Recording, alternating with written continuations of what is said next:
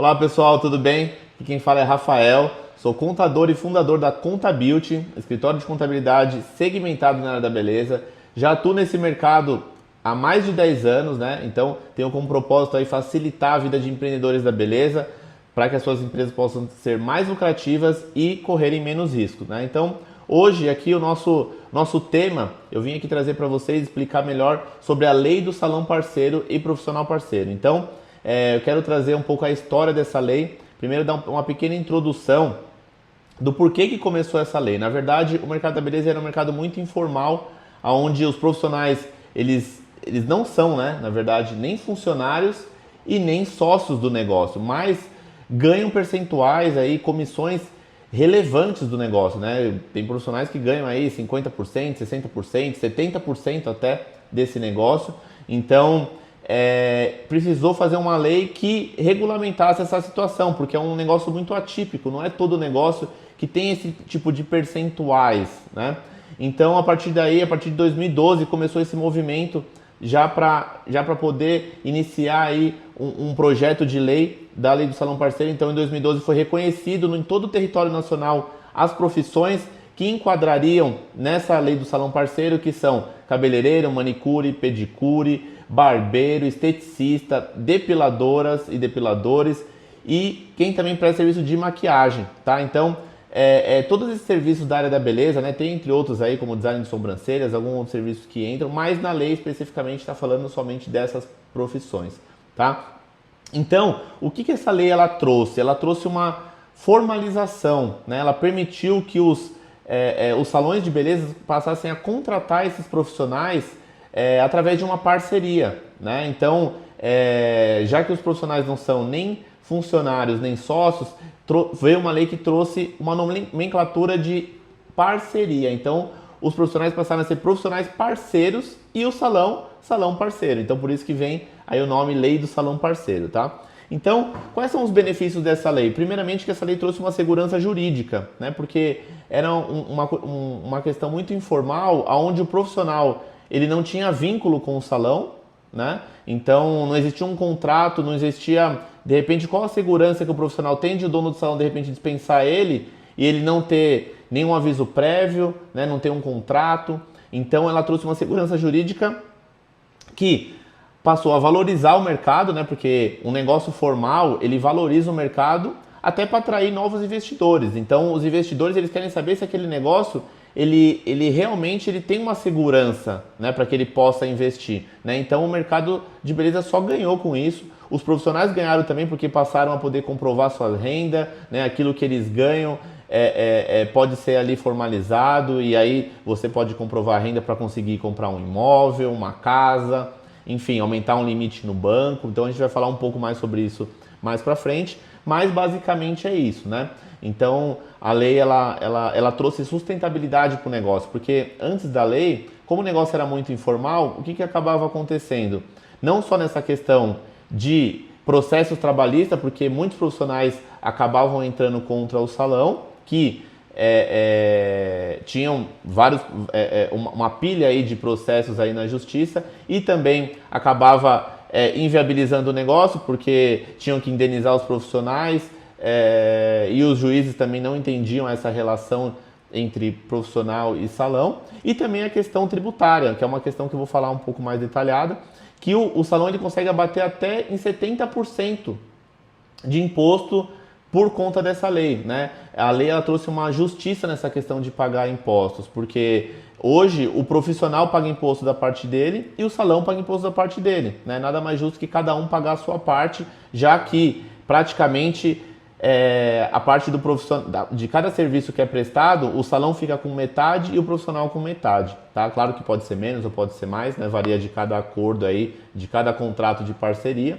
mas é mais ou menos isso, tá bom? Então vou falar um pouquinho mais agora sobre essa lei, sobre os aspectos legais, como que faz para ser formalizado, quais as responsabilidades de cada um. Então, basicamente, o salão ele fica com a responsabilidade, né, de toda a gestão do negócio, né? Ou seja, oferecer ali uma infraestrutura, uma recepção, um estacionamento, um manobrista. Então toda essa parte de gestão fica por parte do salão, poder cobrar o cliente. Então, quem cobra o cliente no momento ali que ele vai fechar a comanda é o salão parceiro, né? Através aí das suas recepcionistas ou da sua gerente. Uma outra responsabilidade que trouxe também é a questão de pagar os impostos dos profissionais. Um detalhe importante é que para você ser um profissional parceiro, você tem que ter uma empresa, você tem que ser um empresário, né? Então você, hoje, claro que tem várias modalidades, né? Tem o microempresário, tem o microempreendedor, no caso que é o MEI, o microempreendedor individual. Então você também tem essa modalidade aí que é muito vantajosa, inclusive eu vou falar um pouco mais além sobre isso, tá? Então esse imposto, por exemplo, que o MEI paga, quem tem que pagar esse imposto é o salão e descontar do profissional. Então, não é que o profissional não vai pagar, né? Mas a responsabilidade de ir lá no banco e pagar aquela guia é do salão, porém, o profissional vai ser descontado. Então, no final das contas, quem paga mesmo é o profissional, mas quem tem que ir lá recolher a guia é o salão, tá? Então, essa é uma das responsabilidades que a lei trouxe, né? Além aí de poder, claro, né, repassar os valores que são recebidos. Então, aonde é recebido o valor? O valor geralmente é recebido na máquina de cartão, né? Se for cartão de crédito ou se for dinheiro, entra no caixa do salão e o salão repassa para os profissionais, né, os valores líquidos. Claro que a gente pode ter desconto aí da taxa de cartão, desconto do próprio imposto que o profissional, que o salão pagou para o profissional e depois desconta, né? Então, vai passar esses valores líquidos de acordo com aí os períodos. Então o período pode ser semanal, quinzenal ou mensal, então vai do acordo aí entre o salão e o profissional. E a parte do profissional parceiro, a responsabilidade é o quê? É prestar um serviço com qualidade, né? Executar da melhor maneira esse serviço e dar um bom atendimento, né? Claro que o bom atendimento também tem que ser pela parte do salão, né? De poder atender bem o cliente, receber bem o cliente, mas o profissional também tem isso. E algo que é uma responsabilidade de ambas as partes, é a questão de manutenção ali também dos equipamentos, esterilização, por exemplo, no caso aí de manicures, né? Então, ambas as partes são responsáveis por essa manutenção e higiene, né? Claro que a gente sabe que manicure, por exemplo, tem que usar ali os equipamentos ali individuais de segurança, como luva, tal. Então, enfim, tem todas essas questões que tem que ser observadas, né? Mas ambas as partes têm essa responsabilidade, tá bom?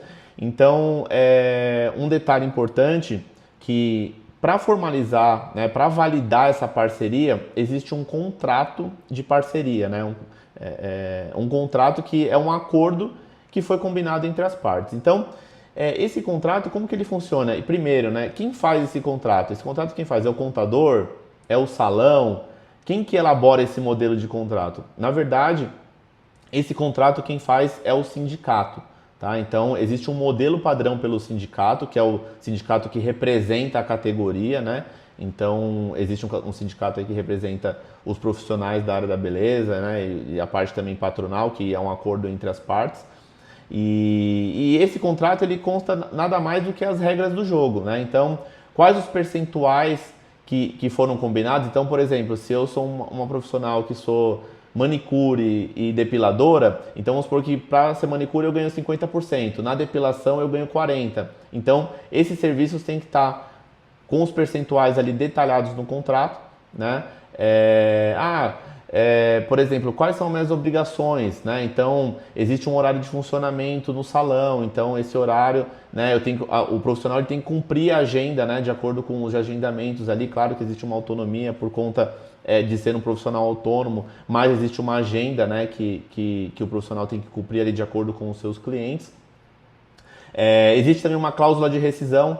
Isso é muito bacana para ambas as partes, porque traz uma segurança onde nem o dono do salão, nem o profissional pode, de certa forma, fugir ali da obrigação, né? Então, geralmente, como que funciona? Aí você pensa assim, mas eu quero colocar uma cláusula de multa de R$5.000. Tudo bem, você pode colocar essa cláusula, mas essa multa ela vale para os dois lados, tanto para o lado do salão quanto o lado do profissional. Então, se o profissional sair e não cumprir um aviso prévio, né, que é estabelecido ali de 30 dias, ele tem que pagar essa multa. Agora também, se o salão quiser dispensar o profissional e não cumprir, o salão também tem que pagar essa multa que foi estabelecida entre as partes, tá? Então esse contrato ele veio trazer segurança para ambas as partes, né? O salão muito bem poderia dispensar o profissional e se não tinha contrato, o profissional também ali nem está sabendo o que está acontecendo e não tem segurança nenhuma ali de receber pelo menos uma indenização até que ele se firme de repente em outro salão, né? Em outro negócio, tá? Então isso foi uma vantagem para ambos os lados. Aí falando um pouco mais agora da parte fiscal, né? A parte fiscal ela é algo muito importante para o salão, porque você tem uma redução aí tributária de até 70%, né? Você consegue. Então, como que isso funciona? Então, imagine que o salão faturasse, fatura, né? Tem um recebimento total ali de 100 mil reais, né? Só que o salão ele repassa para os profissionais, né? Num exemplo aqui nosso, vamos supor que 50%. Então, desses 100 mil que o salão recebe, ele repassa 50%. Antes da lei, se ele recebia 100 mil, ele tinha que pagar imposto sobre os 100 mil, né? Só que é inviável isso para o negócio, o salão pagar imposto sobre 100 mil, porque ele não fica com 100 mil. Então, se o imposto é muito maior e é algo que é insustentável, porque o salão vai pagar, mas não vai sobrar um lucro ideal para o salão, porque o salão continua aquele negócio. Aí você pensa, aí de repente o profissional está pensando assim, mas isso não é um problema meu, né? É um problema do salão. Mas se o negócio não for bom para o salão também não vai continuar com suas atividades, consequentemente você não vai ter um lugar para atender as suas clientes, né? Então por isso que é algo que torna uma certa justiça ali na arrecadação de imposto. Por quê? Porque o salão vai passar daqueles 100 mil. Se da parte dele é 50 mil, então ele vai pagar imposto só sobre 50 mil. E os profissionais, que pode ser, vamos supor, 5 profissionais que tem lá que faturam 10 mil cada um, que dá os 50 mil, cada um vai pagar o imposto da sua parte também. Então, todos ali vão estar pagando impostos. Os profissionais também, numa relação dessa, ele vai também poder formalizar a sua renda. Então, aquilo que antes ele não pagava nada, hoje ele vai pagar sobre o imposto e também, mas ele pode comprovar. Então, se ele precisar, né, enfim, fazer um financiamento, comprar um carro, aumentar um limite de cartão de crédito, por exemplo, que é algo bem simples, mas que muitos profissionais antes tinham uma imensa dificuldade para isso. Agora, com a lei de salão parceiro, isso facilitou bastante e ajudou bastante. Inclusive, né, nesses 10 anos aí eu já tenho visto muita gente, aí, muito profissional, realizando sonhos e podendo ter uma vida mais digna, né, vamos dizer assim, porque essa formalização ela traz uma dignidade, né? Não só para o profissional, mas como para toda a família, né? Que passa a poder aí a realizações, comprar aí o que deseja de uma maneira muito mais fácil, tá? E aí uma questão de consequência, né? Ou assim, e se de repente o salão não está agindo de uma maneira, está seguindo a lei do salão parceiro, mas não está fazendo tudo certo, né? Conforme eu falei aí, só recapitulando, você tem que ter ali, o profissional tem que ter uma empresa, o salão tem que ter empresa, ambos têm que pagar impostos, tem que ter um contrato de parceria. Então, o que isso pode acontecer? Se o salão também não está seguindo, né, todos esses requisitos, pode haver um vínculo trabalhista, né? Então, pode ter um entendimento que isso não era uma parceria, era, na verdade, um vínculo de trabalho. De repente, o salão também, na maneira de agir com o profissional, não estava agindo com subordinação, de repente está tratando o profissional como empregado e, na verdade, o profissional é um parceiro. Então, se for entendido pela justiça que não era uma parceria, então o profissional ele era um funcionário. Então, se era um funcionário, o salão não poderia abater a parte de imposto que é do profissional, dividir os impostos, né? Então isso já cairia, né, por terra, e também o salão teria que registrar o profissional como um funcionário e pagar todos os direitos trabalhistas dele, né? 13º, férias, fundo de garantia. Então a gente sabe que isso não é legal, tá? Então um detalhe aí, uma dica importante, principalmente que muitos pecam, é sobre o contrato de parceria. A lei ela deixa bem claro que o contrato ele tem que ser homologado, ou seja, validado pelo sindicato da categoria. Então muita gente tem contrato, mas não é o contrato reconhecido pelo sindicato. Então quando você não faz isso, você não segue a lei na risca. E aí você dá margem, por de repente numa possível reclamação trabalhista de um profissional, você dá margem para o juiz interpretar e entender que, como você não estava seguindo a risca da lei, você não poderia se beneficiar dessa lei. Tá? Então, concluindo aí, né, toda essa questão aí da lei do salão parceiro, eu, nesses 10 anos aí de já atuando no mercado, de experiência, o que eu vejo? Eu vejo que, primeiramente, é bom especificar que o salão não é obrigado a seguir a lei do salão parceiro, tá? O salão pode muito bem tratar os profissionais, registrar todos os profissionais no regime CLT, né, e de repente arcar com os 100% dos impostos, mas diversas vezes que eu viabilizei negócios, aí a gente fez bastante conta aí, estudou bastante sobre o assunto, isso não é sustentável para o negócio, né?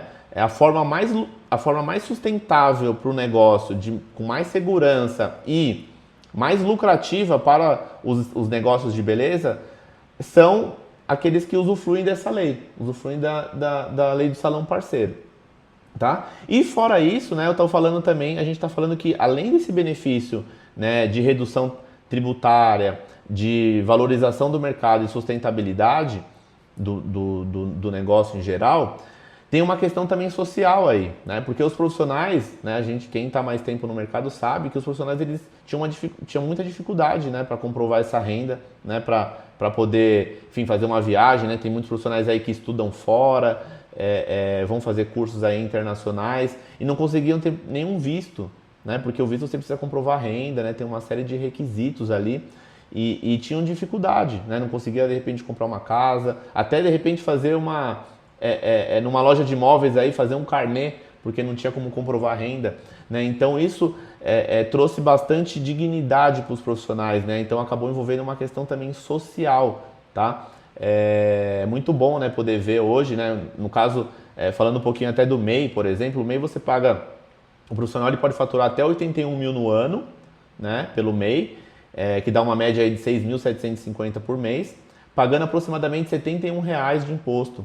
E nesse R$ 71 de imposto, além de comprovar a sua renda, né, ter como declarar a renda, né, de uma forma legal, legítima, você também tem acesso a auxílios previdenciários, como por exemplo, para as mulheres, né, auxílio maternidade. Então, a mulher aí que ficou grávida, né, depois dos 9 meses, quando tem o bebê, fica 4 meses recebendo licença maternidade, né? Antes não tinha direito a isso, né? Não recolhia nada, não tinha comprovação. E aí, quando eu falo de benefícios pelo MEI, é sobre o salário mínimo, que hoje é R$ 1.320. Então, ela ficaria recebendo 4 meses sobre o salário mínimo. De repente, Deus me livre, aí você tem um problema de saúde, né? A gente sabe que os profissionais ali trabalham muito ali com físico, né? Enfim, movimentos repetitivos, pode ter uma tendinite, então você consegue receber ali um auxílio doença também no período que você ficar afastado, tá? De um valor de um salário mínimo também. E a aposentadoria por idade, né? A gente sabe que para se aposentar hoje você tem que ter um mínimo de contribuição, né? De 15 anos. Então, o MEI ele conta por esse tempo também de 15 anos. Então, pessoas que recolhem aí há mais de 15 anos e já têm a idade para se aposentar, conseguem também se aposentar, né? Então, isso é muito bacana, porque isso é uma forma também de organizar, né, a vida financeira, equilibrar a vida financeira de famílias, que a gente sabe que é muito importante. Então, é isso. Eu acredito que eu tentei abordar aqui o máximo de pontos possíveis. Espero que vocês tenham gostado do conteúdo e é isso. Um abraço, fiquem com Deus.